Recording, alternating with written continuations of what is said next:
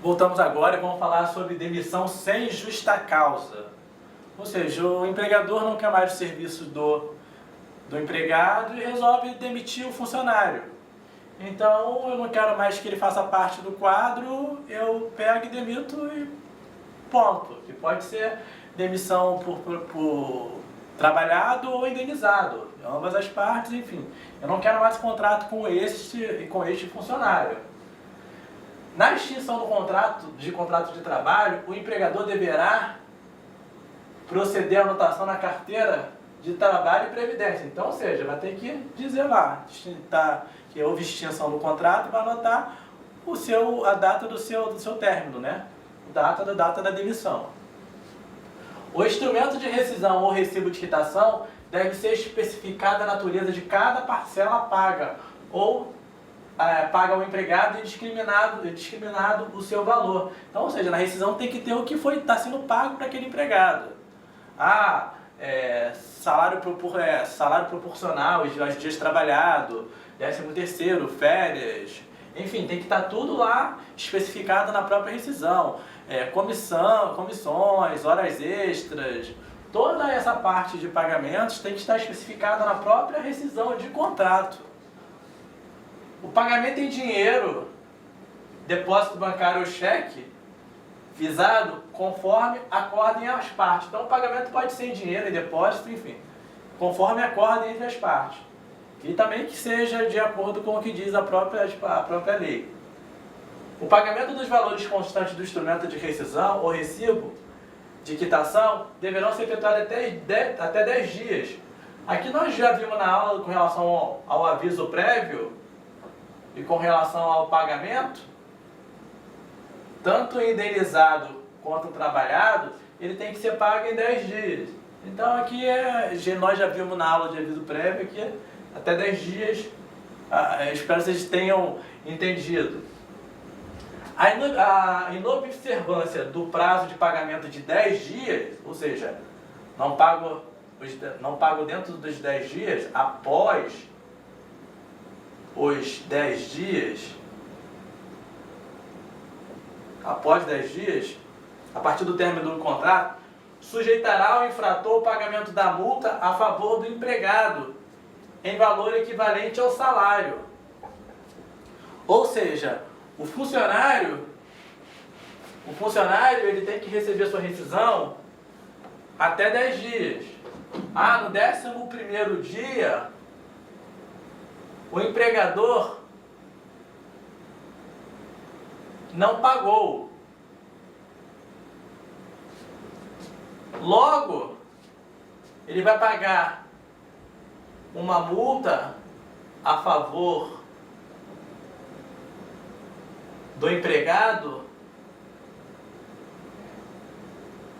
no valor do salário que ele recebia. Então, ou seja, se ele recebia R$1.000 por mês e o empregador atrasou o pagamento da rescisão dele, o empregador vai ter que pagar mais R$1.000 com relação ao atraso no pagamento da rescisão do funcionário. Ok? Então, o valor equivalente é o seu salário. Salvo, aqui tem um salvo comprovadamente o trabalhador der causa mora. O que é der causa mora? Ou seja, o funcionário ele recebia seu salário através de uma agência bancária, através de um número de conta bancária ao qual a empresa depositava os seus salários. Só que ele trocou de banco e ele não informou a sua nova conta à empresa. Então não teve como a empresa pagar o funcionário porque ele trocou de conta. Então não foi uma culpa da empresa, foi o funcionário que ele cancelou a conta que ele recebia o salário e não informou a empresa com relação à mudança dessa conta. Então é justamente a parte que diz aqui a causa mora. O funcionário cancelou a conta bancária que tinha, abriu outra conta em outra agência e não comunicou à empresa. Então a empresa ela queria pagar dentro dos 10 dias. Mas como ele trocou de conta, não teve como ela pagar. Não teve como ela pagar. Então aí é causa mora. Ele não, o patrão quis pagar, o empregador quis pagar, mas não teve como porque ele não sabia que o empregado tinha trocado de conta. As dispensas motivadas, individuais, plurímas ou coletivas equiparam-se para todos os fins, não havendo necessidade de natureza de autorização prévia de entidade sindical. Então, antes, para as demissões de forma coletivas, melhor assim dizendo, era preciso do sindicato.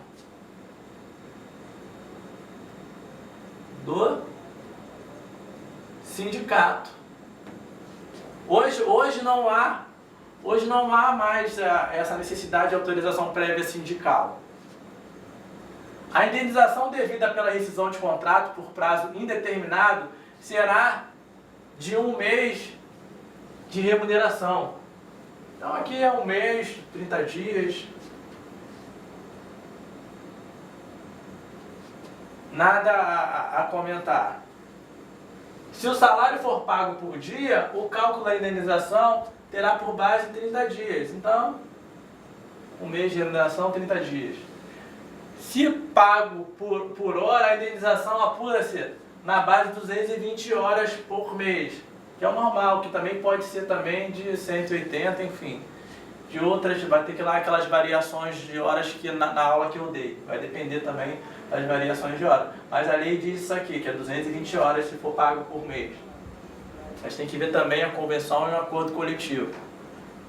Para os empregados que trabalham a comissão ou direito a percentagens, o cálculo será feito pela média das comissões, percentagens percebidas nos últimos 12 meses. Então, os que recebem por comissão vai ter que ter uma média aí dos últimos 12 meses de trabalho para esses funcionários que trabalham por comissões ou percentagens.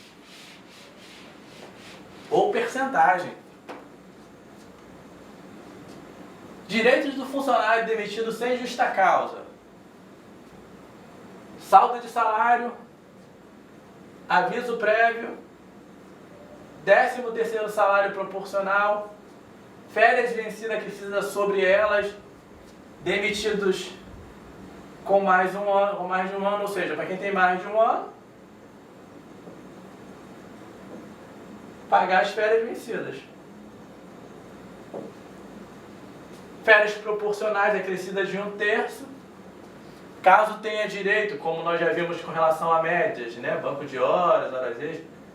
Caso tenha direito de comissões, banco de horas, horas extras, FGTS do mês e da rescisão, salário família e seguro-desemprego.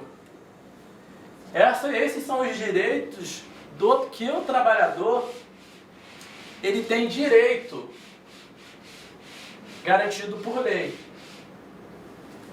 Agora nós faremos um exercício sobre demissão sem justa causa com menos de 1 ano. Vamos ver como funciona esse exercício. O funcionário com salário de 1.850 teve sua demissão em 2/1/2018. Ele recebeu o aviso prévio em 31/8/2018, com término em 30/9. Quais são os direitos que o funcionário tem? Vamos para a forma de cálculo agora. Saldo salário, R$ 1.850, conforme está especificado aqui no próprio exercício. Desconto de INSS. Entra lá na tabela do INSS, vem qual alíquota funcionário, esse valor está inserido. Ele está inserido em 9%. Então pega o salário, multiplica por 9 e você chega ao valor de desconto de INSS desse funcionário com relação ao saldo do salário. Por que aqui é R$ 1.850, de acordo com aqui, meu aluno? Porque aqui ó, o aviso dele terminou em 30/9. Então o saldo dele de salário é justamente ó, 30 dias. Então o saldo é o mesmo, ó, 1.850 de aviso. O desconto de INSS, 9%. O imposto de renda, se vocês olharem lá na tabela, é isento. Até se você diminuiu, se você entrar e diminuir 1.850 menos 166,50, não vai entrar na alíquota de imposto de renda. Então, ó, 13º salário proporcional, 9/12.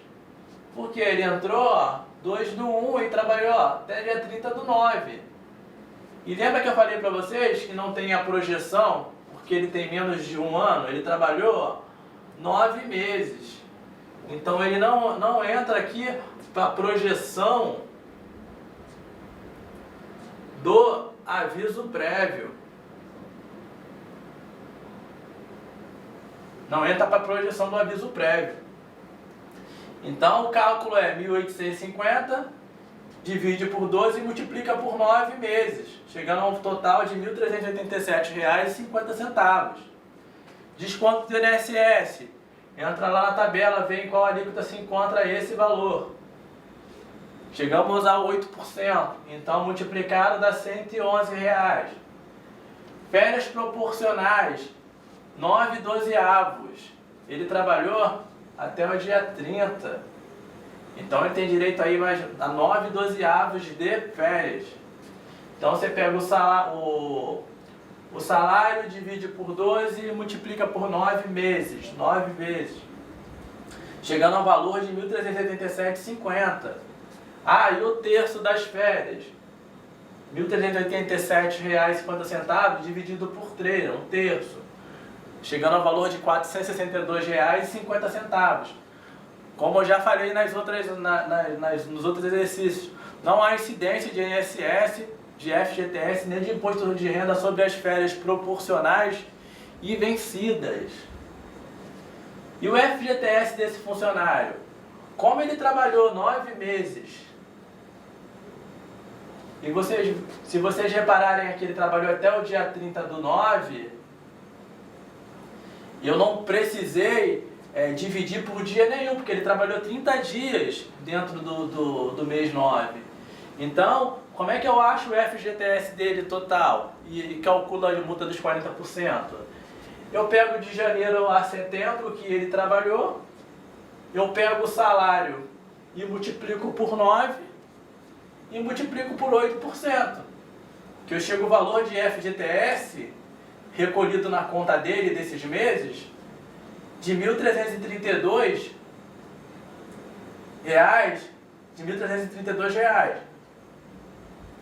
E como é que eu acho a multa dos 40% dele?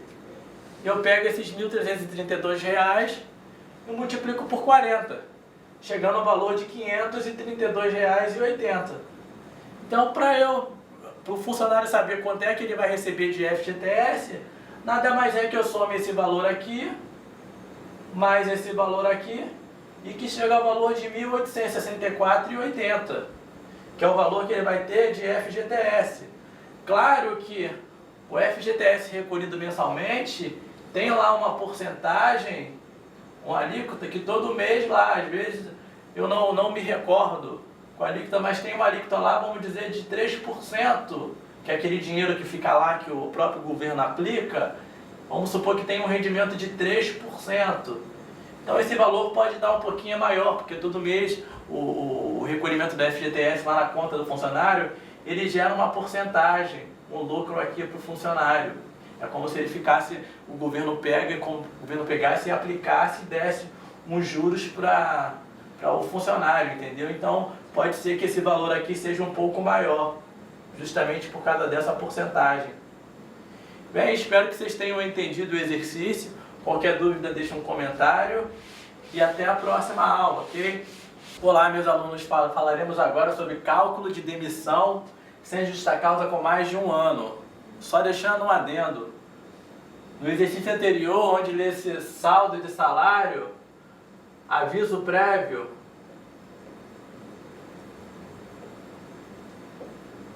prévio trabalhado. Ok? Agora vamos ver sobre o aviso prévio indenizado com mais de um ano, que aí vai ter aquela projeção do aviso prévio. Vamos lá, vamos para o exercício, vamos que vamos. Funcionário com salário de 1.700 teve sua admissão em 2/3/2015. Recebeu o aviso prévio indenizado em 13/9, com término em 13/10. Mas com a projeção, o término do contrato dele passou para o dia 22. Dia 22/10. Lembra que eu falei para vocês na aula de aviso, da projeção do aviso prévio? A cada um ano são mais 3 dias. O funcionário ele entrou em 2/3/2015. E a saída dele foi em outubro. Então ele ultrapassou 3 dias. Então logo, ele teve aqui uma projeção de 9 dias. De 9 dias.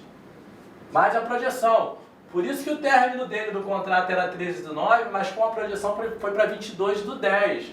Então aí aqui incide INSS, FGTS, como eu já até expliquei com relação à própria projeção.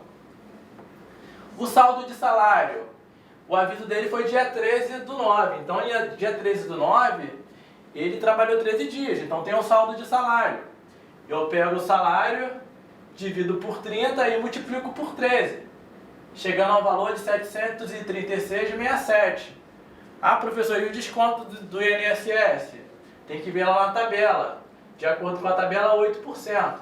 Então eu pego esse valor, 736,67, e multiplico por 8 e chega ao desconto de R$ 58,93. E o aviso prévio indenizado? Como ele é indenizado, o empregador ele paga para o funcionário ficar em casa, então nada mais é que os R$ 1.700 de indenização. E como é que eu calculo a projeção com relação a esses 9 dias que ultrapassaram? Eu pego o salário, divido por 30 e multiplico pelos 9 dias, chegando ao valor de R$ 510 com relação à própria projeção. E o desconto de INSS, o que eu faço? Como é indenizado mais a projeção, eu pego o aviso prévio indenizado, somo com a projeção e vejo em qual alíquota está, em qual porcentagem está esse desconto dentro da própria tabela de INSS. Então, eu verifiquei que esses 2.210, que é a soma de 1.700 com 510, está na alíquota de 9%. Então, eu pego esse valor, multiplico por 9%, chegando ao valor de R$ 198 de desconto de INSS. E se for diminuir 2.210 menos 198,90, vai ver que está fora da alíquota de imposto de renda. Então não incide imposto de renda. Na verdade, aqui, com relação ao aviso prévio indenizado, ele não incide imposto de renda no aviso prévio indenizado e nem na projeção. O que incide imposto de renda é apenas para o aviso trabalhado. Então, tanto o indenizado mais projeção não incidem imposto de renda. Aviso trabalhado incide imposto de renda. Ok? Então essa parte está na parte de incidências trabalhista. Então não incide o imposto de renda no aviso trabalhado e na projeção, no aviso indenizado e na sua projeção, apenas no aviso prévio trabalhado. Ok? O 13º proporcional de 8/12, ou seja, aqui é o proporcional porque ainda vai ter o indenizado. Então o funcionário ele trabalhou até o dia 13/9. 13/9 aqui não tem 15 dias. Logo esse mês não vai entrar como indenizado. Ele não vai entrar como o comum, o proporcional, desculpem. Proporcional, ele vai, depois ele vai entrar, esse mês vai entrar no indenizado, mas nesse momento não. Porque cada cálculo é um cálculo dentro da própria rescisão e demissão. Então, por exemplo, o proporcional aqui, ó, como aqui não tem 15 dias, como ele entrou, como de janeiro a setembro aqui não conta, então é setembro a agosto, ele vai ter direito a 8 meses. Então, como é que eu acho esse 13º? Eu pego justamente o salário, divido por 2 e multiplico por 8, chegando a um total de 1.133,33. Ah, professor, e o 13º? Vamos lá na tabela do INSS. E o INSS, perdoe-me. Ah, professor, vamos lá na tabela do INSS para ver qual a porcentagem está. 8%. Então, o valor de R$ 90,67. E o 13º indenizado? Poxa, o mês de setembro não entrou por quê? Porque o funcionário trabalhou até o dia 13/9, correto? Mas de 13/9 até o final do mês tem mais de 15 dias, não tem? Então, um mês. Ah, e outubro? Outubro, ele terminou aqui 13/10, concorda? Mas com a projeção foi para 22/10. Ah, então aqui eu tenho mais um mês. Então eu tenho 2 meses com relação ao 13º indenizado, aqui ó, de 14/9 a 22/10. Então o que eu faço? Eu pego o salário, divido por 12 e multiplico por 2 achando esse valor. R$ 283,33. Agora nós já estamos indo para a reta final, que é as férias. Aqui no exercício diz que o mesmo tem férias vencidas. Então as férias vencidas nada mais é que as férias mais 1/3 delas. Vocês concordam?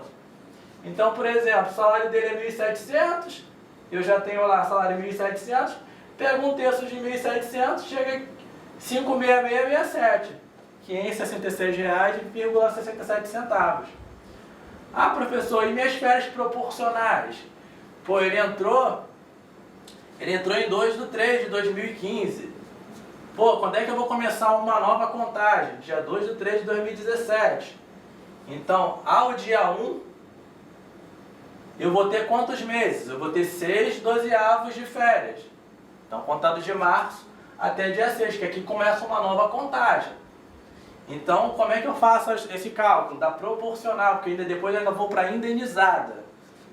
Eu pego R$ 1.700, divido por 2 e multiplico por 6, chegando ao valor de 850. Agora eu tenho que calcular o 13º dessas férias, de 850. Eu pego R$ 850 e divido por 3, chegando ao valor de R$ 283,33. Aqui, a do indenizado, ó, eu pego o mês 2/9, que aqui começa uma nova contagem, concordam? Uma nova contagem. Pode ser 12/2/9, mas é uma nova contagem, como aqui já tinha, era o aviso indenizado dele. Eu já entrei no mês 9, então aqui, do dia 2 ao dia 3 tem menos de 15 dias, mas contando do dia 13 em diante eu vou ter mais de 15 dias, então conta para as férias, mas a nível de conta vai dar no mesmo. Então, eu até coloquei aqui, ó, entre 2/9 e 22/9, são mais 2 dozeavos de férias. Então, como é que eu faço essa conta? Eu pego o salário de novo, divido por 12 e multiplico por 2, achando o valor de R$ 283,33. Professor, vamos lá. 1/3 disso aí, quanto é que dá? Eu pego R$ 283,33 e divido por 3, dando um total de R$ 94,44. Lembrando que das férias proporcionais indenizadas não se desconta imposto de renda, INSS nem FGTS. Então, pessoal, esse é o que cabe aqui, ó, com relação à demissão com mais de 1 ano, mais a projeção, com cálculo de saldo de salário, de 13º, de férias, de aviso, mais suas projeções. Espero que não tenha ficado nenhuma dúvida, mas qualquer dúvida deixa aí uma informação, uma mensagem, que assim que possível eu respondo. E espero mais uma vez que tenham gostado desse exercício. Logo, logo vamos para a próxima aula, ok? Olá, meus alunos, vamos para outro tipo de demissão. Demissão a pedido do funcionário. Então, o funcionário quer se demitir, então ele está pedindo a sua demissão. Então, vamos ver quais são os direitos desse trabalhador que está pedindo a sua demissão. Quando o funcionário, por algum motivo, deseja rescindir o contrato de trabalho com a empresa, tem os seguintes direitos. Ele tem direito ao saldo de salário, 13º proporcional, férias vencidas acrescidas de 1/3, férias proporcionais acrescidas de 1/3, caso tenha direito, comissões, bancos de horas, horas extras, FGTS, mês da rescisão, salário família. Caso o funcionário não queira cumprir, ele não vai ter direito à multa dos 40%, ele não vai ter direito ao seguro-desemprego, ele não vai ter direito aos direitos do funcionário, vão ser justamente esses direitos, ok?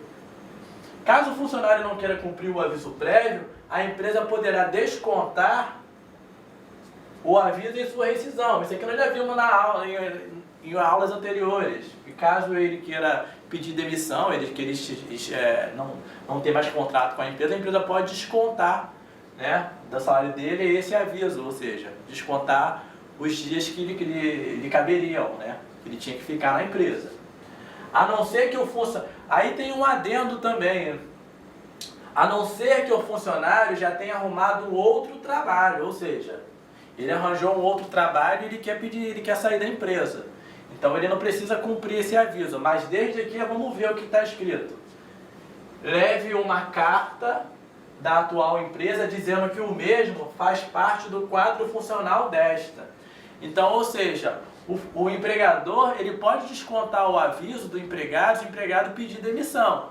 Mas se o empregado, por exemplo, pedir demissão e ele já estiver trabalhando em outra empresa e ele comprovar através de carta, esse aviso prévio não será descontado. Isso é uma parte que a própria lei permite, desde que ele leve uma carta e que a empresa que contratou diga que ele faz parte do quadro funcional da mesma. Aí ele está dispensado de cumprir o aviso prévio e a empresa não pode descontar esse aviso prévio na rescisão dele. Então isso é um adendo. Caso contrário, a empresa pode descontar o aviso desse funcionário. Caso o funcionário cumpra o aviso, não terá redução da jornada de 2 horas ou deixar de trabalhar os últimos 7 dias. Isso aqui eu também já expliquei na aula. Né? Se ele pedir demissão, ele não tem essa redução de 2 horas por dia. Ou se trabalhar 23 dias sem essa redução,